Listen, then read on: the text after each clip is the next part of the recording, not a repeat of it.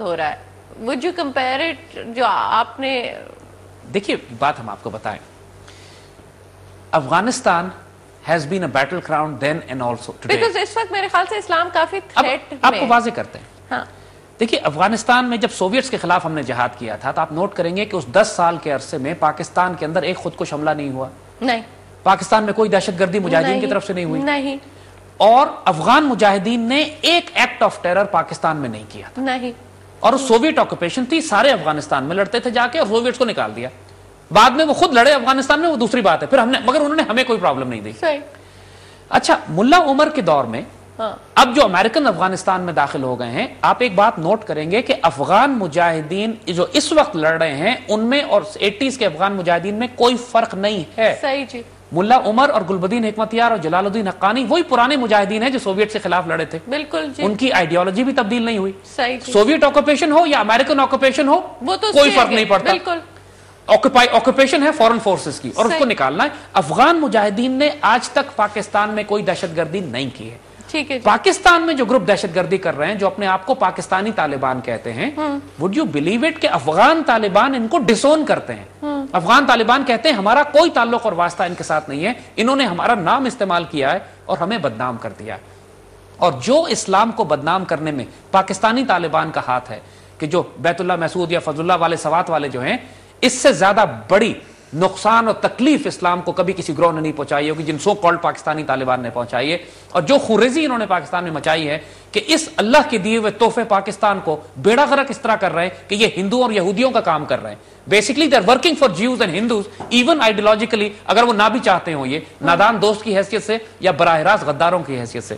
سو اس کو کمپیئر نہ کریں ان سے. پاکستان میں جو کچھ ہے وہ جہاد نہیں ہے, فساد ہے. بالکل بالکل. You said that when objective resolution was passed that we are going to follow Quran and Sunnah اور ان کے لائٹ میں, تو جو اس وقت امپلیمنٹ ہو رہی ہے سوات, ایک تو مجھے I can't understand کہ ملک کا ایک حصے میں کوئی اور رولز امپلیمنٹ ہو رہے ہیں, باقی جوڈیشل سسٹم ملک کا کچھ اور ہے, تو وہ تو آپ نے ڈویژن ایک ملک کے اندر ہی کر دی. عجیب سی بات لگتی ہے مجھے. لیکن وہ کیا is what was decided, is it the same thing? Let me make you understand. یہ تھوڑا سا ایشو ہے جس کو سمجھنا بہت ضروری ہے. کنفیوژن بہت ساری ہوئی ہوئی ہیں, ان کو دور کر دیتے ہیں. ہاں جی. دیکھیے سوات ویلی کا معاملہ یہ تھا کہ 1970 تک سوات ویلی والی سوات کے رول کے تحت چلا کرتی تھی. تو اس وقت بھی سوات ویلی میں دو رولز تھے. ایک والی سوات کا تھا جو ویلی کے اندر چلتا تھا, ایک باقی پاکستان میں جو برٹش لا تھا, انگریزوں کا بنایا ہوا نظام جو ابھی چل رہا ہے. والی سوات کا نظام تھا شریعت بیسڈ. وہاں قاضی ہوتے تھے, لوگوں کو پرابلم ہوتی تھی, جج کے پاس جاتے تھے, اپنا مسئلہ بتاتے تھے, جج دونوں ٹیموں کو بلاتا تھا, 5 منٹ میں ریزولوشن ہو جاتی تھی. دیکھیے مقصد ہے انصاف دینا, اسپیڈی جسٹس ہے, انصاف ہے, سستا ہے, کوئی وکیل نہیں تھے, کوئی مہنگے ججز نہیں تھے, کوئی پروٹوکول نہیں تھا. It was easy accessible to people. ٹھیک ہے. 70 کے بعد انہوں نے اس کو انگریزی سوات کو ویلی کو ایبزارب کر لیا لاز کو, اور پورا وہاں پہ وہی لا اپلائی کر دیا جو پاکستان میں تھا. نتیجہ یہ ہوا کہ جو لوگ پرانے لوگ وہاں پر 5 دنوں میں مقدمات سالو کرانے کے عادی تھے, ان کے مقدمے 20 سال میں جانے لگے. اب ظلم تو اسی عدالتی نظام نے کیا وہاں جا کے کہ جو لوگ تنگ آ گئے. تو سوات میں جو پہلی ریزسٹنس شروع ہوئی 1996 میں ہوئی کہ ہمیں وہی پرانا عدل کا نظام دے دو جس میں ہم پہلے رہا کرتے تھے. ٹھیک ہے. تو ان لوگوں کو بلیم نہیں کر سکتے آپ. ٹھیک ہے.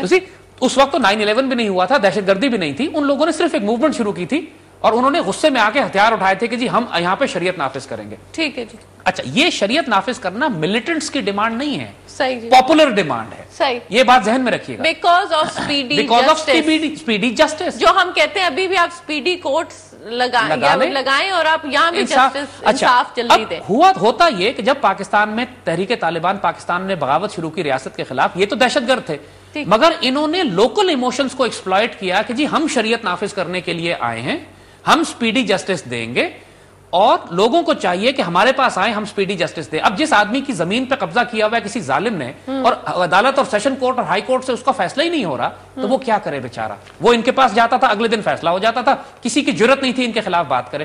مگر ان لوگ, جب وہی بات ہم نے کہی کہ جب یہ طبقہ انصاف امپلیمنٹ کرنے جاتا ہے تو یہ بروٹل اور روتھلیس ہو جاتا ہے, یہ شریعت کے تقاضوں کی دھجیاں اڑا دیتا ہے. انہوں نے لوگوں کو ذبح کرنا شروع کیا, انہوں نے لوگوں کے سروں میں کیلیں ٹھوکی, گھروں کی بیٹیاں اٹھا کے لے گئے جہاد کے نام پہ.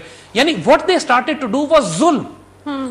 لیکن اب یہی بات, اب اس کا طریقہ کیا ہے؟ دیکھیے اس کو روکنے کا طریقہ کیا ہے. روکنے کا طریقہ یہ ہے کہ جب ریاست اپنے طور پر امپلیمنٹ کرے شریعت, تو عدل اور انصاف کے ساتھ کرے گی, ٹالرنس کے ساتھ کرے گی. جب یہ جاہل لوگ امپلیمنٹ کریں گے تو ظلم کریں گے. انڈیا میں 8 یا 9 سرکاری زبانیں, کوئی ملک نہیں ٹوٹ گیا ان کا, انہوں نے ساری چیزیں ایکسپٹ کر لی. ملیشیا میں کئی جگہوں پہ اسلامی شریعت ہے, کئی ریاستوں میں, اور ان کا انگریزی لاء بھی چل رہا ہے. جب ریاست امپلیمنٹ کرتی ہے کسی چیز کو تو ملک نہیں ٹوٹتے. جب عوام الناس اپنی طرف سے ہر کوئی 1.5 اینٹ کی مسجد بنائے تو ملک ٹوٹتے ہیں. دیکھیے اس پاکستان میں 3 تعلیمی نظام بھی چل رہے ہیں, مدرسے کا نظام الگ چل رہا ہے, سرکاری اسکول الگ ہیں, اے لیول او لیول کے نظام الگ چل رہا ہے, ملک نہیں ٹوٹ گیا, ایکسپٹ کیا ہے پوری قوم نے. اسی طرح 2 جوڈیشل سسٹم بھی چل سکتے ہیں, کوئی آسمان نہیں گر جائے گا, لیکن اگر ریاست امپلیمنٹ کرے اس کو. اب ہو یہ رہا ہے کہ یہ بات اس سیشنز کورٹس کو, ہائی کورٹس کو, سپریم کورٹس کو اور وکیلوں کو سمجھنی چاہیے کہ سوات میں جو بغاوت برپا ہوئی ہے وہ ان کے اس نظام کے خلاف ہوئی ہے. اس لیے ہوئی ہے کہ یہ 60 سال سے جو نظام یہاں قائم ہے لوگوں کو انصاف نہیں دے رہا, لوگوں کو نہیں مل رہا انصاف.